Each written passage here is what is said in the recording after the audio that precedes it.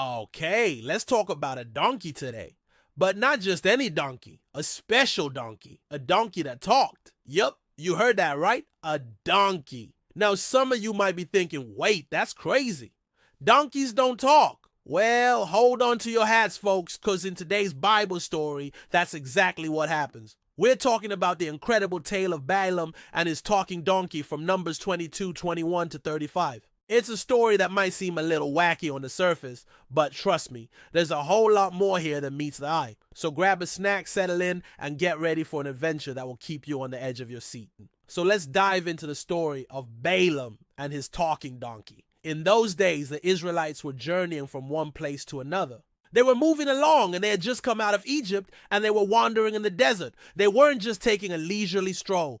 They were on a mission to claim the promised land, the land God had promised to their ancestors. Now, along their journey, they faced many challenges, including some pretty formidable foes. But they had God on their side, and that made all the difference. The Israelites won many battles, and the word got out.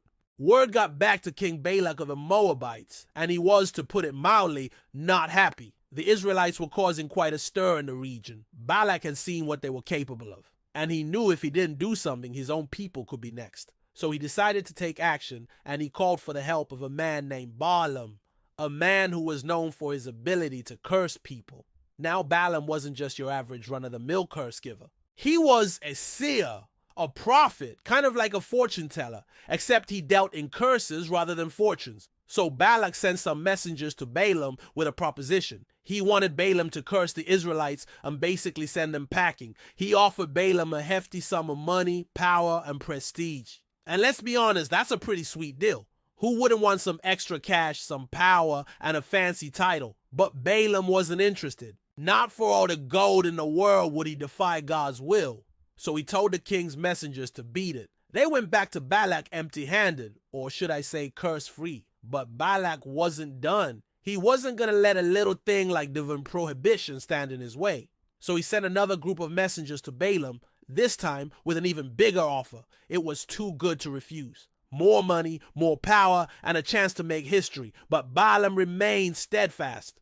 However, as the messengers left, God spoke to him and said, "These men can come to you. Just remember, you must do everything I tell you." So Balaam agreed to meet with them. And when they arrived, he repeated what he had said before. He couldn't curse God's chosen people. But the messengers, desperate to fulfill their king's orders, kept pleading with him. And finally, Balaam gave in. He agreed to go with them, but only so he could bless Israel instead of cursing them. So off they went. But Balaam had no idea what was in store for him. As they journeyed, God spoke to Balaam, instructing him on how to proceed. He told him to bless Israel 3 times, but also hinted at a 4th blessing that would come later. So when they reached the borders of Israel, Balaam did as God instructed and blessed them. But he knew trouble was brewing. Balak wasn't going to take this lying down. He wanted curses, not blessings, and he was willing to pay handsomely for them. So Balak devised a plan. He moved his people to higher ground and asked Balaam to come to a specific spot where he could see the Israelites below.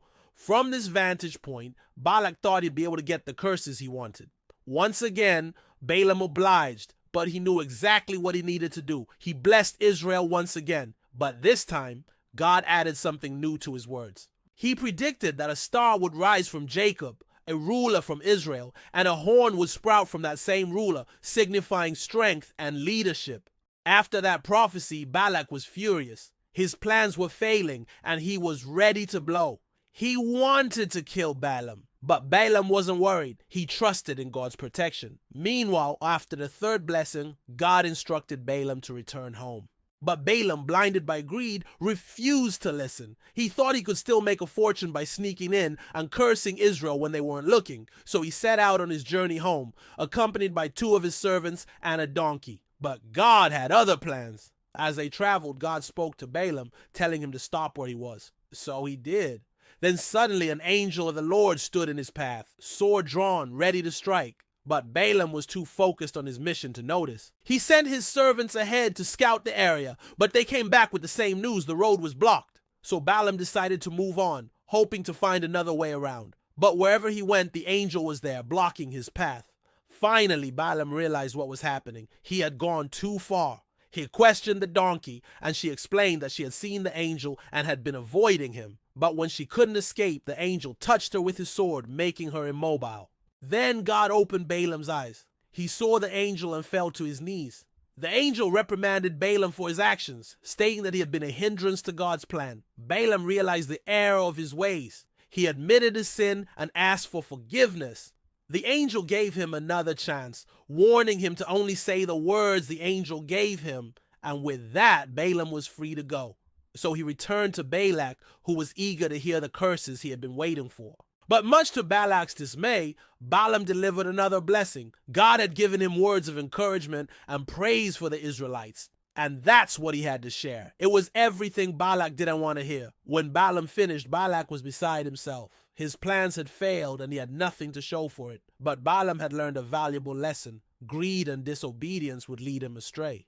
And when he humbled himself and sought God's guidance, God forgave him and set him on the right path. The story of Balaam and his talking donkey teaches us several important lessons. First, it shows us that greed can blind us, even the most intelligent among us. Balaam, despite being a seer, was blinded by his desire for wealth and power. Second, it reminds us that God can and does use unexpected messengers to deliver his message. Who would have thought a donkey would become a messenger of God? And lastly, it teaches us that sometimes the weak can be stronger than the strong.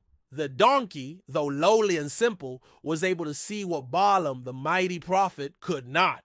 It's a reminder that we shouldn't underestimate anyone, and that humility goes a long way. In the end, the story of Balaam and his talking donkey is a hilarious and thought-provoking tale that reminds us that God is in control, even when we think we are. It's a story that shows us that no matter how smart we think we are, we shouldn't let greed or arrogance cloud our judgment. And it reminds us that God can use anyone or anything to deliver his message. So next time you think your path is clear, remember the talking donkey. There might be a twist in the road you haven't seen yet.